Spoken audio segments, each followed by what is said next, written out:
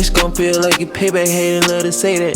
It's that to you outside or come where you stay at. Southside, Mayday, What's happening, baby? BackBayBetting coming to you live from Biloxi, Mississippi. Once and again, I am your handsome host, Blake, and I cannot wait to get into these weekly winners. We got the NCAA Week 10 and the NFL Week 9 coming up.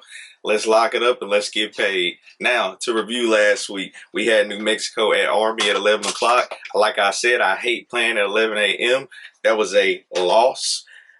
Then we had Rice at Tulane going over to 54.5. That was a cover. Let's cash that. Rice going over. JT Daniels looks really, really good, and we're going to have more on them later on in the show.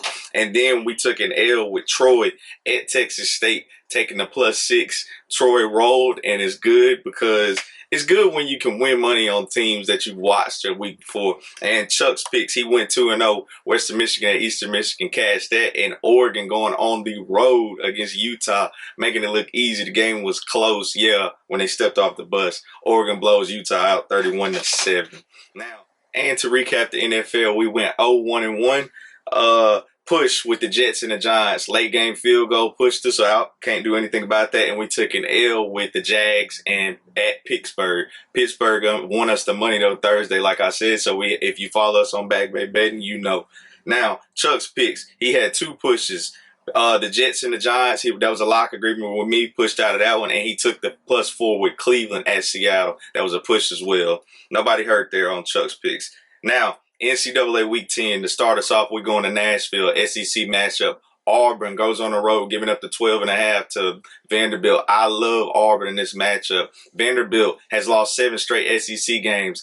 Their defense is giving up 38.1 points per game. They are absolutely abysmal on defense.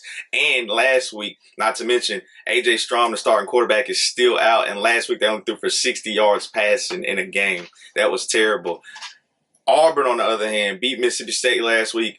They finally got over the hump and scored more than 27 points. That is a season high against the SEC. Also 416 yards against them.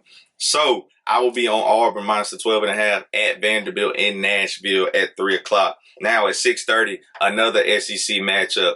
Heading up to Davis Wade Stadium in Starkville. I love Kentucky coming into town against Mississippi State. Mississippi State looks like a deflated team, a defeated team that knows they cannot make the playoffs, and they have nothing to play for. They have been getting absolutely torched. 20 points in their last 8 quarters. They have played awful. Not to mention, in the last SEC games, they have only scored 17 points in the last 5 SEC games. 17 or less in the last 5 SEC games. So their offense is not clicking on all cylinders. And Kentucky, though they lost last week, they're on a 3-game losing streak in the SEC. I do understand that they played really, really well against Tennessee. David Leary, you get Devin Leary getting back on track with the running back Ray Davis. I think Devin Leary threw for 372 and 2 touchdowns last week, no interceptions. They just lost the game, but they played really, really well. So give me Kentucky minus the 4.5. Their defense is good, 250 yards passing per game while allowing just 3.4 yards a carry. So I'm on Kentucky minus the 4.5 at Mississippi State and Davis Wade on Saturday. Now, another 6:30. Like I said, Rice, SMU at Rice at 6:30. We're going over again. We're going to keep following the train. 58.5 is the total. Peyton Strom for SMU, 19-5 touchdown to interception ratio. He's lighting it up, leading the SMU offense. The last 4 games, they've outscored opponents 186 points to 38. 39.8 points per game they're averaging on the year. On the other hand, Rice's offense is absolutely amazing. JT Daniels, I tell you this every single week. He's got a 19-6 touchdown to interception ratio. Rice's leading Rice's offense to 33.3 points per game. And Rice's defense is bad. We're not going to sugarcoat it. Giving up 27.8 points per game. You add 30 plus 30, that's 60. More than 58.5. We're going over with Rice and SMU at 6:30. Now, Chuck's picks. Utah State minus the 2.5 at San Diego State. And Miami minus the 5.5 at North Carolina State. Rolling you right into Sunday. A great NFL Sunday, Week 9 coming up. Now, I found us a 40.5. You know I love playing that number under. We got Washington headed into New England. It's a 25% chance of rain. I feel like this game is going to be a slow, grinded out game, especially with Washington scoring a bunch of points last week against Philadelphia. I feel like that was kind of like their Super Bowl last week. So I don't see Sam Howell lighting it up as big on New England. Plus Bill Belichick, I've never really seen them just get blown out. So I really like under 40.5, and it's an under number that we usually play. Along with New England only averaging 14.6 points per game, while their top 3 receivers are out. Devontae Parker, Tyquan Thornton.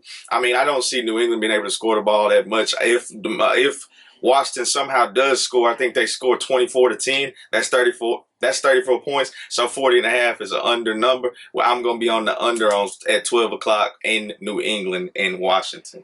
Now, another 12 o'clock game.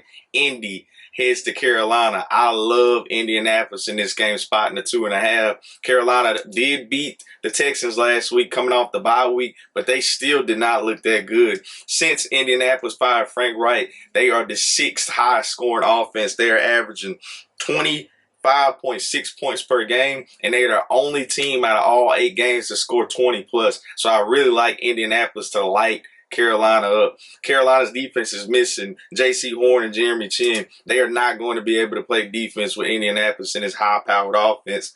Along with Carolina's defense giving up 28.4 points per game and being the 30th lowest run defense in the league.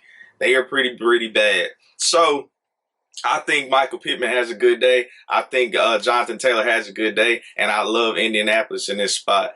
Carolina, Bryce Young, he has the lowest QBR rating besides Tannehill in the NFL, and he's been sacked 22 times on the year. So, hey, Indianapolis defense is bad, but I think they're better than 3 points against Carolina.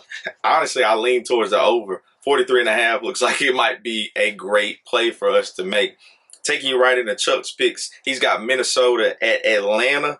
Atlanta minus the 3.5 against Minnesota at home. He thinks they get the job done against the backup quarterback, no Kirk Cousins over there. And then we have a lock agreement in Indy and Carolina. He likes Indianapolis. Now, it's at BackBayBetting. Keep following us every day. We're giving you the winners, daily winners, weekly winners, and let's get paid. Like, share, and subscribe.